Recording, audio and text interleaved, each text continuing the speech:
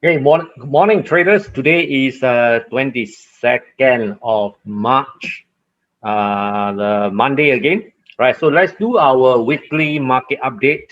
Now, the first chart which I want to show you is this US 10-year yield. Last week, we saw the yield has go up to as high as 1.75. And we start to see it pull back a little bit. Now, this is a very, very important chart, all right, for us to pay attention right now because the market is thinking that it will go to 2% by end of the year, right? The rate, as I mentioned before, when it reached 1.5, I think that this yield can go up to 2%, maybe by mid of the year. Now, this is very important because it will affect how the stock market, the S&P, going to perform. And how the S&P going to perform is going to affect currency trading as well. Now, if we see the S&P pullback, let's take a look at SPY. Now, this is a SPY, right? Obviously, we see that it is still in a very healthy uptrend, right? Now, if we see the interest rate, you can see that last week we see the yield have moved up to 1.75 and the S&P pullback, right? Now the market now is very fearful about the increase of interest rate, especially the stock market, right? So if we see the S&P pull back to this area to test the low, what we're going to see is we're going to see a money rush out to the door, right, in the stock market. And that also means that it will trigger a risk-off scenario, right? So in a risk-off scenario, we are going to see dollar get strengthened, right? Dollar get strengthened. We're going to see gold get strengthened. We're going to see all the yen cross Swiss franc all get strengthened, right? And all the commodity currency is going to suffer because of the risk-off. But I'm not saying that we can risk off because if you take a look at the VIX right now, it is trading. Last week it was trading very, very low. You can see that this candle here, it was at 19 for the very first time for so many months, right? Ever since the March COVID, right? We see the spike, and now we see the VIX for the very first time, it traded below 20 and immediately it spiked back up again because the yield has reached 1.7, right? So as of today, we take a look at the VIX. It is still at 21, right? It's still it's okay, right? At this level, we know that traders are taking risks, but they are very concerned, right? We can see the S&P show there's a concern in a potential higher interest rate, and yield also spiked up, right? If we go to the intraday 1 hour time frame, you can see that last week it spiked up, right? And that's the reason we see the S&P pull back, and now the VIX has pulled back. Now we'll get another spike up higher. We do not know, right? So we need to pay attention to this S&P, US 10-year yield, and the VIX. Now the other this let us to this euro dollar, right? The higher yield, higher in US 10-year yield. So this week, right, one of the very important trading theme that we need to focus is the yield difference between the US and other major, right? Let's take a look at it. Let's take a look at the euro dollar. Okay, we go to now this week. We see that on this Monday we have the we have Fed chairman going to talk. Okay, it's going to be important. And by Wednesday, Wednesday, we are going to see a lot of PMI report that coming out, right? Example from Japan. We're going to see it from Australia, PMI. But what you're concerned right now is the European PMI, right? Europe PMI. UK PMI, which is on Wednesday as well. And what else? We have the UK PMI. We have US PMI. So all this week we see a lot of PMI report that coming out, and that's going to tell us what happened to the movement in euro dollar, right? If we see the PMI in eurozone is still miss the target, we are going to see a sell. I think we are going to likely to see a sell down in the euro dollar. Okay, so let's that is something that we need to watch this week. Okay, so that is a Germany PMI. All right, so this week we need to pay attention. The thing that the trading theme that I think that is going to drive the market to this week is the USU and the differential between the US and the Germany, and also the vaccinations between European country and the UK and the US, Japan and the US, because this will affect how soon the economy can open up and therefore eventually affect the GDP and the currency, right? So with that, we can take a look, we can go straight to the euro dollar. Now, euro dollar, if we take a look at the daily time frame, last week we see the price actually make a fall top, right? And the price start moving lower. Last week it took out this candle, it took out this low double bottom, right? Stop hunting. And now we might see we go down to maybe slightly lower time frame, 4-hourly time frame.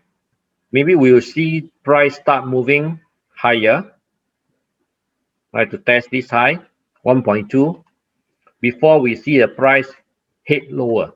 Okay, potentially I'm not sure, right? We can't tell where exactly price likely to go, but what we can see last week is the price actually came down to test to do some stop hunting over here. This week we see the dollar index. If we take a look at the dollar index DXY is an very important chart, right? By knowing where the DXY is going, right, we can predict what other currency is going. Now we see this morning we see a gap up in the DXY. Now in the lower time frame, 1 hour time frame, you can see very clearly. We see that the price do a gap up, and very interestingly, you can see the gap up. It gap up to and form a double top, right?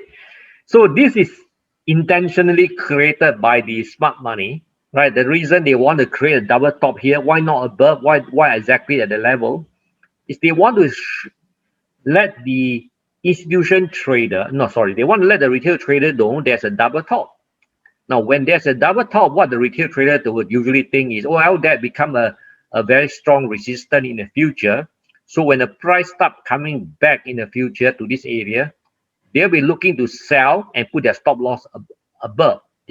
They put a sell limit below, put their buy stop above the top, right? The buy stop, and this is exactly what the institutions is looking to do, right? They need their buy stop to push the US dollar even higher if they want to push the US dollar higher, right? So I think that this gap need to be filled, right? Need to be filled until Wednesday, where we see the PMI report comes out. We might see the dollar start to move lower, right? It might move up a little bit and then move lower to fill the gap. So if we see the dollar start moving lower to fill the gap, then what we are going to see in the euro dollar is this. Euro dollar is going to move up to fill the gap as well. You can see here, it's going to fill the gap, right? And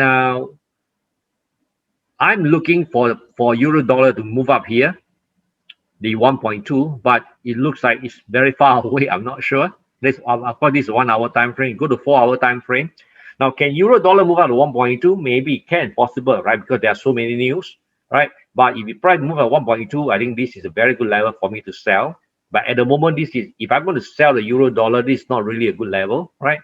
Because it's kind of low right now. If you take a look at this, we are in the range and it's kind of low. Even though I know the yield difference between the euro US is in favor of US, I want to sell the euro, but I prefer for euro dollar to move up to this area, then I start to sell. Okay, now for dollar, for for the dollar yen, right? I'm looking to buy dollar yen. Okay, I'm waiting for price to maybe make another spike up to test this high here, right, before it move down. Once it moves down, I'm looking to buy somewhere here, right, because there's a lot of gaps here. You see this ERC, you see the ERC, the candle, right? So we know the body of the ERC is empty. So when the price start, you can see here, right? This my, let me take away this. Okay, so potentially we might see the price come to test, push up, and then it come down, pull back to fill this gap, right? And of course, the risk reward for selling dollar yen is very, very good, fantastic, right? But the problem is, if we take a look at the yield difference between the US and Japan, and the vaccination that carry out between the two countries, I think that the US is going to have a much better, faster recovery than the Japan. Therefore, to short this pair is kind of risky unless there's a major risk off. There's a major risk off, right? Cause the sell out maybe in the S&P, and we see the money start to flow out from the equity market, and therefore we might see the dollar yen start to move lower, right? So unless I see a significant risk off, then I will start to look for a shorting opportunity on the dollar yen. Okay, otherwise I will prefer to look for buy for dollar yen. Okay. And the other thing which I want to talk about is the oil. Now take a look at the oil price, right? We see a double top here, a multiple top here on top here. Here, 1, 2, 3. Now chances price might come up here to test. And now here we see the price sell down to a low of 58. That is a weekly time frame. We go to the daily time frame, right? Can see more clearly. Last 2 weeks ago, we see the oil start to sell down, right? And it took out the low there, stop hunting. Now look at the ERC. I think that we are going to see this oil start moving higher this week. Oil, right? I think that we're going to see the oil price go up higher. Now, if oil price go up higher, go up at least to fill up the gap, ERC gap, I think that those oil producing countries going to benefit, right? Example, Canada and the Norwegian kroner. So one currency that I like to see, I like to look at is a EURUSD, right? EURUSD, and let's take a look at EURUSD, and the other one is a Euro NOK. Euro NOK, yeah, Euro NOK. No, not US NOK, Euro NOK. Okay, Euro NOK. This, let's go to the one daily time frame. Now I'll be looking to sell the euro against the not the Australia NOK, Euro NOK. Yes, this one. Okay, you can see that clearly this is in a downtrend. I'll be very interested to look for a sell in the euro dollar. Now this is a daily time frame. You can see that we have a double top here, right, in the daily time frame. So it means that in the lower time frame, this double top is actually very, very obvious, right? If we can go down to a lower time frame, let's say 4-hourly time frame. Okay, it's very clear. Now you go down to 1-hour time frame, I think it should be even clearer, right? Look at this, right? How many tops there, right? Many tops, right? So there must be a lot of stop loss above. So I believe that potentially we might see the price start to move up this area. All right, once you move up to this area, we do a stop hunting over here, and I'm very interested to look to a sell on the euro NOK. All right, and for the EURUSD, I'm also looking to sell the EURUSD, right? And but not the current level. Current level, you can see there is this 1-hour time frame. Let's go to the daily time frame. Clearly, we are seeing the downtrend. So I'm since 2 weeks ago, I'm already waiting for price to pull back, but I don't see the opportunity, right? So if I would love to see, you see there's an ERC gap here, right? So I would love to see the price go up to this area, and I would like to sell. Now, if we take a look at this, we can actually imagine there is a potential accumulation going on, right? You can see this is selling climax, and after this climax, we can see the price. It did the automatic rally. We can see the price come to test, right? And it just goes sideways and like this, right? So potentially, I hope the price will fill up this gap here, and at this level, I will start to sell again. Price might start to come down, right? So I'm looking to sell the Euro CAD, not to buy, but to look to sell. Okay, I think that's it. Of course, there are many more opportunity. We have Euro pound, and one currency which I pay special attention this since last week. I took a buy on this pair last week, right? I share in the trading room. Now we see that we have market have created multiple high. A lot of stop is above here, right? So I'm waiting for price to actually move up higher than all this high, even higher into this supply zone, right? Then over here, I would love to see take a shot there from there, right? And again, the risk reward is fantastic. I believe that all this will be taken out very, very fast. When the price start moving lower, all these are the stop loss that below all the candle low. All this will be taken out very fast to this level, at least, right? So this risk reward is very good. I'll pay attention to this pair, and I'll keep those who are in the trading room update whenever there's opportunity arise. And for those of you who are not in the trading room, you might also pay attention to this pair on your own timing, right? The risk reward is fantastic, right? So don't miss this Aussie New Zealand. All right. I think with that I will end this week market update, and I'll see you again next week. Bye.